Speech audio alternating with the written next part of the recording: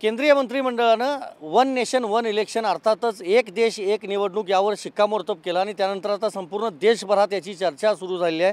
मात्र याची अंमलबजावणी नेमकी कधी होऊ शकते, त्या संदर्भातल्या काही अडचणी निर्माण होऊ शकतात का, या सगळ्या संदर्भात बोलण्यासाठी आणि विश्लेषण करण्यासाठी माझ्यासोबत सुप्रीम कोर्टाचे वकील ॲडव्होकेट सिद्धार्थ शिंदे आहेत। सरांशी आपण बोलणार आहोत। सर, माझा पहिला प्रश्न हा आहे, लोकांच्या मनात शंका आहे की केंद्रीय मंत्रिमंडळानं शिक्कामोर्तब तर केलं, पण 29ला ही जी संकल्पना आहे ती राबवली जाऊ शकते का? त्यावेळेला लोकसभा विधानसभा एकाच वेळेला आणि 100 दिवसाच्या आत सगळ्या स्थानिक स्वराज्य संस्थांच्या निवडणुका देशात एकाच वेळेला घेतल्या जाऊ शकतात का?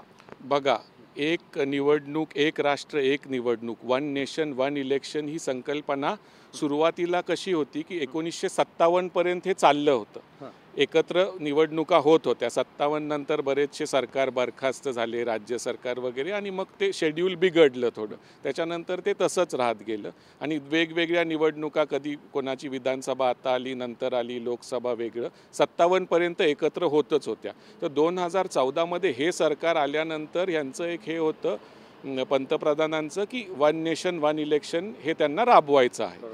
तर त्याच्यासाठी त्यांनी आपले जे आता माजी राष्ट्रपती आहेत रामनाथ कोविंदजी, त्यांच्या अध्यक्षतेखाली समिती स्थापन केली। त्याच्यात मोठमोठे हरीश साळवेंसारखे कॉन्स्टिट्यूशनल लॉ एक्सपर्ट आणि वेगवेगळ्या फील्डमधले एक्सपर्ट होते। तर त्यांनी सुरुवातीला त्यांच्या बऱ्याच मीटिंग झाल्या आणि 3-3.5 हजार पानी रिपोर्ट त्यांनी रॉ रिपोर्ट त्यांचा होता। त्याच्यानंतर आता त्यांनी तो रिपोर्ट मार्च 2024 मध्ये केंद्रीय मंत्रिमंडळाकडे आणि राष्ट्रपतींकडे सुपूर्द केला। 322 पानाचा तो रिपोर्ट होता, फायनल रिपोर्ट, त्या कमिटीचे रेकमेंडेशन। ते आत्ता काल केंद्रीय कॅबिनेटनी मंजुरी त्याला दिली आहे। आता ह्याचं पुढचं प्रोसेस असा असेल की हे मंजुरी जरी केंद्रीय मंत्रिमंडळाने ह्याला शिक्कामोर्तब केलं आहे, ह्याला म्हणजे तात्पुरती मंजुरी म्हणावी लागेल दिली आहे। आता ते जेव्हा पार्लमेंट सेशनमध्ये ते सरकारवर आहे की येणाऱ्या नोव्हेंबरच्या हिवाळी अधिवेशनात पार्लमेंटमध्ये तो सदनासमोर ठेवायचा किंवा त्याच्या पुढच्या अधिवेशनात, जास्त करून तो ह्या अधिवेशनातच सदनापुढे ठेवला जाईल आणि मग त्याच्यात वोटिंग घेतलं जाईल की त्याच्यावर वोटिंग होईल। एखाद्या वेळेस जर त्याच्यात काय हे आलं, जास्त ऑपोजिशन वगैरे आलं, ते सरकारच्या हातात आहे की हे एका जॉईंट पार्लमेंटरी कमिटीकडे हा रिपोर्ट जाऊ शकतो आणि ते जर तसं गेलं तर हे थोडं लांबेल। पण आत्ताच्या ह्या सरकारचं हे बघितलं तर मला नाही वाटत काय जॉईंट पार्लमेंटरी कमिटी वगैरे ह्याच्यात होईल। त्यांना जर रेटून न्यायचंच असलं आणि जर त्यांना वाटतं की हे कॉन्सेप्ट चांगलं आहे, त्यांचं काय म्हणणं आहे या कमिटीचं पण की ह्याच्यातून खर्च वाचेल एकत्रच इलेक्शन, आणि त्यांनी रेकमेंडेशन काय केलं आहे की लोकसभा आणि सगळ्या विधानसभा ह्या एकत्र घेतल्या जातील आणि त्याच्या 100 दिवसाच्या आत पंचायत इलेक्शन म्हणजे जिल्हा परिषद, ग्रामपंचायत, पंचायत समिती वगैरे या सगळ्या देशातल्या एकत्र। आता हे ऐकायला खूप सोपं वाटतं, पण त्याच्यात प्रॅक्टिकल ही गोष्ट आहे का? आता त्यांनी त्याच्यात काय रेकमेंड केलेलं आहे की आता ह्याची रेकमेंडेशन ह्याच्यात जरी पार्लमेंटमध्ये ते पास झालं तर त्याला बराच वेळ लागेल आणि शक्यता आहे की 2029 मध्ये आत्ता जी शेड्यूल्ड पुढची लोकसभा आहे, आता जर हे सरकार काय कोसळलं किंवा काय झालं ती गोष्ट वेगळी आहे, पण पुढच्या लोकसभेपासून 2029 पासून त्यांची इच्छा आहे की ही संकल्पना राबवायची आहे त्यांना। आणि त्याच्यात त्यांनी कसं म्हणलं आहे की एकत्र इलेक्शन घेतले जातील। आता समजा 2029 जून पासून त्यांना वन नेशन वन इलेक्शन घ्यायचं आहे, तर 6 महिन्याच्या फरकाने तर काही हे नसतं। 6 महिन्यात तर तुम्ही भंग झालेली विधानसभा पण आहे, पण 6 महिन्याच्या आत म्हणजे जून 2029 मध्ये जे इलेक्शन होईल नोव्हेंबर डिसेंबरच्या अलीकडचं 6 महिने त्याच्यापेक्षा जास्त कालावधीचं असेल, म्हणजे 27 किंवा 28 मध्ये जिथे इलेक्शन होतील ज्या राज्यांमध्ये, त्याचं परत म्हणजे ते इलेक्शन 6 ते 8 महिन्यापुरतंच होणार। कारण जर तुम्हाला वन नेशन वन इलेक्शन राबवायचं असलं तर तुम्हाला मग 2029 जूनमध्ये सगळे इलेक्शन एकत्र घ्यायचे आहेत। आता तुम्ही एक उदाहरण असं घ्या, ही लोकसभेचं आहे 2029 जून, महाराष्ट्राचं आहे जर आत्ता त्यांचं असेल नोव्हेंबर 2029, तर त्यामुळे 6 महिन्याचा फरक आहे। तर महाराष्ट्राची विधानसभा मग लवकर लवकर होईल, म्हणजे काही राज्यांना 1-2 वर्षच मिळतील, काही राज्यांना 4-4.5 वर्ष मिळतील। आता समजा कोण ह्याच्यात काय गडबड झाली, नो कॉन्फिडन्स मोशन आली कुठल्या राज्यात वगैरे, वन नेशन वन इलेक्शन झालं 2029 मध्ये, सगळ्या विधानसभा आणि लोकसभा एकत्र झाली. त्याच्यानंतर 6 महिन्यानंतर 1 वर्षांनी 8 महिन्यांनी वगैरे कुठे काही गडबड झाली, कोण सुरत गुवाहाटीला गेलं, काही होऊ शकतं, नो कॉन्फिडन्स आमदार हे झाले, नो कॉन्फिडन्स वोट आला काही, तर त्याच्यात परत इलेक्शन होणार त्या राज्यामध्ये. त्या राज्यामध्ये परत इलेक्शन होणार. मग ते 100 दिवसाच्या आतच की कसं त्यावेळेला असू शकतं? नाही, 100 दिवसाचं नाही, 6 महिन्याचा तर प्रश्न नाहीच आहे. त्याच्यानंतर परत इलेक्शन होणार. जर काय तिथं अविश्वास प्रस्ताव आला, काही झालं तर परत इलेक्शन होणार. पण मग त्यांची टर्म जी पुढचे 5 वर्ष आहेत, आता जून 2029 मध्ये पुढचं इलेक्शन कधी होणार? जून 2034 मध्ये. तर जर काय एखादं सरकार गडगडलं मधी 28 एंडला किंवा 29 एंडला किंवा 30 मध्ये एखादं सरकार गडगडलं तर तिथं परत नवीन इलेक्शन होणार. पण ते नवीन सरकार जे आहे ते फक्त 34 जून पर्यंतच राहणार. म्हणजे त्यांना काही सरकारांना 2.5 वर्ष मिळतील, 4 वर्ष कालावधी मिळेल. तर असा प्लॅन. आता ह्याचं सरकारचं ह्याच्यात काय म्हणणं आहे की खर्च वाचेल ह्यांनी आणि एकाच इलेक्शन. पण आता जर आपण तसा विचार केला, आत्ता आपण जे इलेक्शन घेतोय काही राज्यांमध्ये ते तुम्ही 6 फेजमध्ये 7 फेजमध्ये, आणि तुम्ही काय म्हणता की फोर्स कमी आहे, फोर्सला इकडून तिकडं मुवमेंट करावी लागते वगैरे, पण एकाच ह्याच्यात तुम्ही ते एवढं प्रेशर येईल फोर्सवर. तोच माझा सर्व पुढचा प्रश्न असणार. काश्मीरपासून कन्याकुमारीपर्यंत आणि इकडं बंगालपासून अगदी महाराष्ट्र किंवा गुजरातपर्यंत ह्या सगळ्या राज्यांमध्ये एकाच वेळा CISF, CRSF, आर्मी, म्हणजे ठीक आहे तितकी असेल पण यंत्रणा, पण आत्ताच हे टप्पे जर पाहिले तर सुरक्षा व्यवस्था तेवढी तैनात करणं म्हणजे हे जिकिरीचं वाटत नाही सरकारसमोर? अवघड पण आहे. मग त्याच्यासाठी तुम्हाला एखाद्या वेळेस भरती वाढवावी लागेल. सगळी भरती वाढवायचा सरकारचं तयारी आहे का? तेवढा पैसा सरकारकडे आहे का जर भरती वाढवली तर? आणि वेळेचा पण प्रश्न आहे की तुम्ही एकदम म्हणजे जरी एकत्र घेतले त्याच्यात तुम्ही 4-5 फेज घेतले 2 जून 2029 मध्ये, पण एकाच वेळेस सगळे राज्य आणि सगळं हे, आणि तो खर्च EVM मशीन तुम्हाला वाढवावे लागणार. लाखोंच्या संख्येनं वाढवायला लागतील. म्हणजे 25 ते 30 लाख EVM मशीन. ठीक आहे, ते तुम्ही प्रोक्युअर कराल, EVM मशीनचा तसा प्रॉब्लेम नाहीये. पण मग तुमच्या सरकारी शाळा किंवा जिथं मतदान केंद्र आहेत ते तेवढे आहेत का? म्हणजे आत्ता जरी आहेत तर पण त्याच्यावर एवढी सिक्युरिटी, मग त्याच्यात CCTV चे प्रश्न येणार. तर बरेच प्रश्न आहेत. संकल्पना आहे पण त्याच्यात ती कितपत इम्प्लिमेंट होईल. आता तुम्हाला आठवत असेल ह्या सरकारने एक घटना दुरुस्ती आणून त्यांनी 33% महिला आरक्षण दिलेलं आहे. पण त्याच्यात कंडिशन असं आहे की एक तर जनगणना व्हायला पाहिजे. ती जनगणना होणार आणि एखाद्या वेळेस 29च्या इलेक्शनपासून 33%, म्हणजे असंही होऊ शकतं की 29च्या लोकसभा विधानसभेमध्ये महिलांचं 33% आरक्षण पण आणि 1 नेशन 1 इलेक्शन पण हे एकत्र इम्प्लिमेंट होऊ शकतात. आता त्याच्यात खासदारांची संख्या सर वाढू शकते कारण नवीन संसद बांधलेली आहे त्यानुसार डिलिमिटेशन. त्याच्यात असंच होऊ शकतं की आत्ता जे 545 खासदार आहेत जर 33%नी त्यांची तुम्ही संख्या वाढवली तर 150-200 त्याचे वाढतायत. मग अजून म्हणजे खासदार वाढणार. 545 तर आहे ते तसंच, म्हणजे तुम्हाला जे अपोज करतायत ह्या गोष्टी अपोज करतायत की महिला आरक्षण नाही व्हायला पाहिजे वगैरे, तर हे सरकार त्यांना असंही सांगू शकतं की हे 545 खासदार जे आहेत ते आहेतच, पण आम्ही आता मतदारसंघच 33%नी वाढवत आहोत. तर 600-700 खासदार होतील.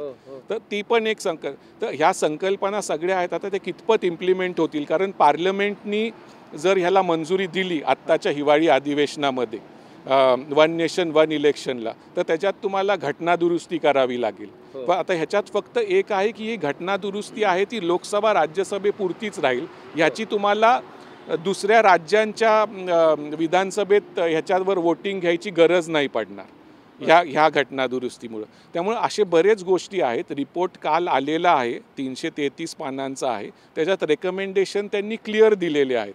आता ह्याला काही राजकीय पक्ष अपोज करत आहेत, पण जनता दल युनायटेड आणि तेलुगू देसम जे सरकारचे ॲलाईज आहेत आणि लोजपा वगैरे लोक जनशक्ती पार्टी ह्यांनी ह्याला सपोर्ट केलेला आहे. आता सपोर्ट तो आत्ता आहे, तो सदनामध्ये राहील का नाही, त्यावेळेसची काय परिस्थिती आहे. तर संकल्पना आहे, त्याचे कितपत ते कसं इम्प्लिमेंट होईल 2029 मध्ये, पण त्याच्या आधी तर हे नक्की होणार नाहीये. तर जून 2000, पण आता एक जर त्याच्या आधीच जर केंद्र सरकारच काही कारणास्तव बदललं, मग नवीन सरकार आलं तर ते हे राबवेल का नाही.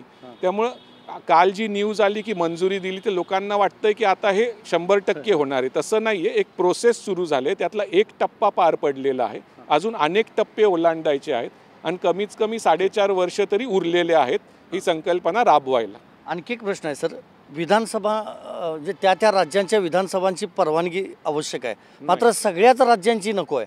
मग आता कर्नाटकमध्ये काँग्रेसचं सरकार आहे, तेलंगणामध्ये काँग्रेसचं सरकार आहे, किंवा ज्या ठिकाणी प्रादेशिक पक्षांचं सरकार आहे, ते ममता बॅनर्जी आहेत पश्चिम बंगालमध्ये, मग हे केंद्र सरकारला सहकार्य करणार का? जर राज्यांच्या विधानसभांचीच परवानगी नाही मिळाली किंवा राज्य सरकारनंच जर त्याच्यावर काही ऑब्जेक्शन घेतलं तर मग केंद्र सरकारसमोर काय पर्याय असणार? आता ह्याच्यात एक म्हणणं असं आहे की हे फक्त लोकसभा आणि राज्यसभाच ही घटना दुरुस्ती करतील, विधानसभेमध्ये जायची गरजच नाहीये. म्हणजे 1/3 2/3 विधानसभेमध्ये जायची गरजच नाहीये. ह्या घटना दुरुस्ती साठी फक्त राज्यसभा लोकसभेने जरी मंजुरी दिली, 2/3 मंजुरी दिली, तर घटना दुरुस्तीकडे जायला म्हणजे दुसऱ्या राज्यांकडे जायची गरज पण नाहीये. फक्त ते राजकीय पक्ष लोकसभे आणि राज्यसभेमध्ये त्याला अपोज करू शकतील. तर त्याच्यात ते कसं वोटिंग होतं, राज्य सरकार किंवा त्या विधानसभेची परवानगीच लागणार नाही, जायची गरज नाहीये असं एक म्हणणं पडलेलं आहे की ही जर घटना दुरुस्ती झाली तर तुम्हाला राज्य सरकारांकडे जायची पण गरज नाहीये. हे फक्त केंद्र सरकार मंत्रिमंडळाने मंजुरी दिली आहे, लोकसभा आणि राज्यसभेने जर ते पारित केलं आणि त्याच्यात घटना दुरुस्ती झाली तर तुम्हाला राज्य सरकारांकडे जायची गरज नाही. जरी पडली गरज तर सगळ्या राज्य सरकारांकडे नाही, 1/3 किंवा 2/3 राज्य सरकारांनी जरी ह्याला दिला, आणि तसे ह्या गव्हर्नमेंटकडे आता तसं आहे, नंबर त्यांच्या बाजूनी आहेत. तर आता आपण बघू की ह्याच्यात काय होणार आहे. पण एक ह्याचा सारांश असाच झाला की जर 2 जून 2029 पासून ही लागू झाली 1 नेशन 1 इलेक्शन कॉन्सेप्ट, तर त्याच्या आधी ज्या सगळ्या विधानसभा होणार आहेत त्यांना कमी कार्यकाळ मिळेल, म्हणजे जून 2029 पर्यंतच मिळेल.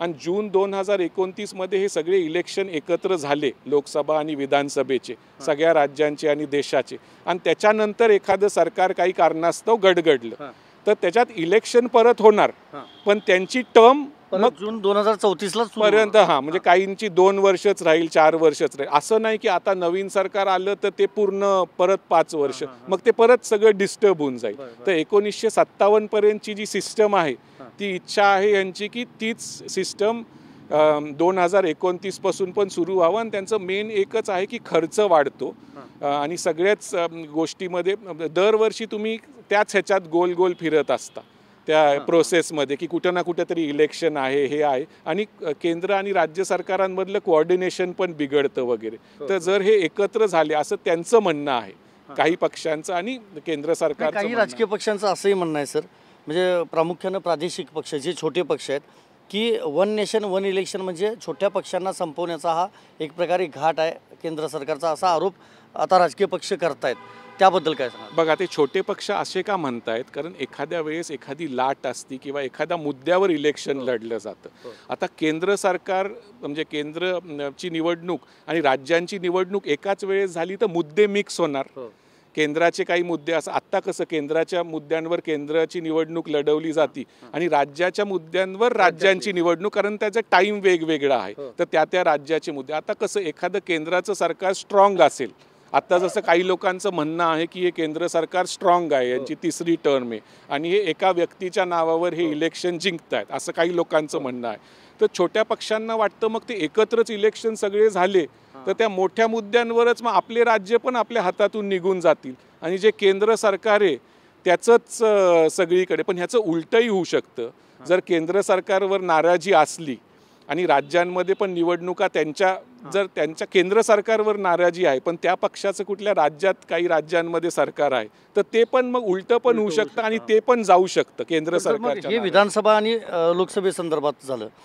ग्रामीण भागाचा जो गाडा चालतो तो अगदी ग्रामपंचायत, पंचायत समिती, जिल्हा परिषद, शहरी भाग किंवा छोटी शहर आहेत, नगरपालिका, नगरपंचायत, महापालिका आहेत, त्याच्यावर पण परिणाम होऊ शकेल ना. मग कारण 100 दिवसाच्या आत म्हटल्यानंतर तेच नरेटिव्ह राहील असं नाही, उलट त्याबद्दल काय? आता प्लॅन कसा आहे की जून 2029 मध्ये किंवा जेव्हा हे इम्प्लिमेंट होईल, आपण आत्ता तारीख जून 2029 धरू, आपण हे असं ठरवू की हे सरकार 5 वर्ष टिकणार आहे. तर जून 2029 मध्ये लोकसभा निवडणूक आणि सगळ्या राज्यांची विधानसभा निवडणूक होणार आणि त्याच्यानंतर 100 वर्षांनी 100 दिवसांनी, सॉरी 100 वर्षांनी नाही, 100 दिवसांनी म्हणजे जून, जुलै, ऑगस्ट, सप्टेंबर, ऑक्टोबरमध्ये सर्व देशाच्या पंचायत इलेक्शन म्हणजे सगळे हे होणार. आता मला वाटतं हे लोकसभा विधानसभेपुरतं प्रॅक्टिकल आहे, पण त्या पंचायत इलेक्शन आता तुम्ही विचार केला महाराष्ट्राचा तर बऱ्याच ठिकाणी 1, 1.5, 2 वर्ष झालं महापालिका, नगरपालिका, 3, 4 वर्ष झालं सर.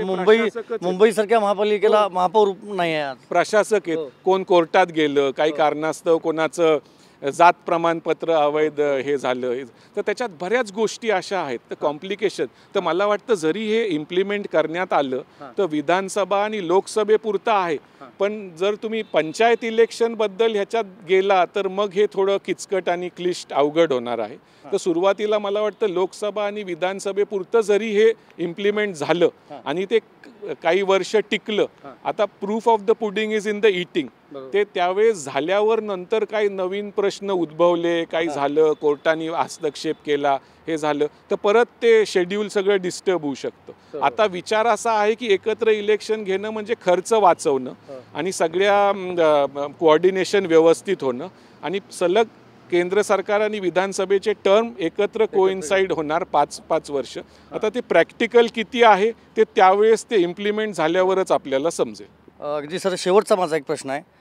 2029 हे साल ऐतिहासिक असेल भारतासाठी, हे सगळा जर विचार केला तर लोकशाहीच्या दृष्टीने? जर हे सरकार 2029 पर्यंत टिकलं तर केंद्र सरकार, नवीन कुठलं केंद्र सरकार आलं, ह्याच्या विरुद्ध अविश्वास प्रस्ताव आला, कोणी यांचा सपोर्ट मागे घेतला किंवा ह्यांनी विचार केला की आपल्याला अचानक इलेक्शन घ्यायचे 26 मध्ये 27 मध्ये, तर मग चित्र बदलू शकेल. पण सध्याच्या स्थितीत असं मला वाटतंय की 2029 जूनमध्ये 1 नेशन 1 इलेक्शन हे इम्प्लिमेंट होईल आणि महिला आरक्षण 33% जी घटना दुरुस्ती ऑलरेडी झालेली आहे ते पण होणार आणि ह्याची पण घटना दुरुस्ती आता ह्या हिवाळी अधिवेशनात हे प्रेझेंट केलं जाईल. जर कमिटीकडे गेलं तर थोडं लांबेल आणि जर त्याच्यावर वोटिंग झालं तर त्याची पण घटना दुरुस्ती होईल. तर तशा अर्थाने बघितलं तर 2029चं सध्या तरी 2029चं लोकसभेचं इलेक्शन आणि त्यावेळेस त्याच्याबरोबर विधानसभेचे पण सगळे एकत्र झाले इलेक्शन. पण ह्याच्यात कसं होईल, बऱ्याच लोकांचे करिअर पण हे होऊ शकतात, राज्यातील छोट्या पक्षाचे किंवा जे मुख्यमंत्री आहेत, काहींना जर त्यांचं इलेक्शन 27 मध्ये त्यांची टर्म संपत असली तर त्यांना जून 2029 म्हणजे 2-2.5 वर्षच मिळतील. तर त्यामुळे आणि काही कारणास्तव जूनमध्ये सगळे इलेक्शन झाले 29 मध्ये आणि 6-8 महिन्यानंतर वर्षानंतर एखादं सरकार काही कारणास्तव पडलं तर त्याच्यानंतर जरी नवीन इलेक्शन झाले, नवीन सरकार आलं तर त्यांना टर्म 5 वर्षाचाच म्हणजे त्यांचे हे 8-9 महिने कट होणार आणि जून 2023 पर्यंत. मग त्याच्यात पण बऱ्याच लोकांना असं वाटेल की अरे म्हणजे 5 वर्ष तर आपल्याला मिळायला पाहिजे, ते पण मिळत नाहीये. तर आता बघू ह्याच्यावर नक्की काय होतं ते आपल्याला काही दिवसांमध्ये समजेल आणि एक्झॅक्ट काय होणार आहे ते काही वर्षांमध्येच समजेल. अगदी एक्झॅक्ट काय होणार हे काही वर्षांनी समजेल अशी असं जे विश्लेषण आहे ते ॲडव्होकेट सिद्धार्थ शिंदे यांनी केलं आहे. त्यामुळे 2029 हे साल देशासाठी अतिशय महत्त्वाचं असणार आहे. जर आत्ताचं केंद्र सरकार टिकलं तर नक्कीच 1 नेशन 1 इलेक्शन ही जी संकल्पना आहे ही जून 2029 साली राबवली जाऊ शकते. मात्र त्याच्यासमोरच्या ज्या काही अडचणी आहेत त्या अडचणी दूर करण्यात निवडणूक आयोग असेल, राज्य सरकार असतील किंवा केंद्र सरकार असेल यांना यश येते का हे बघणं महत्त्वाचं असणार आहे. व्हिडिओ जर्नलिस्ट विनोद कुमारसह मी संदीप राजगोळकर, TV9 मराठी, नवी दिल्ली.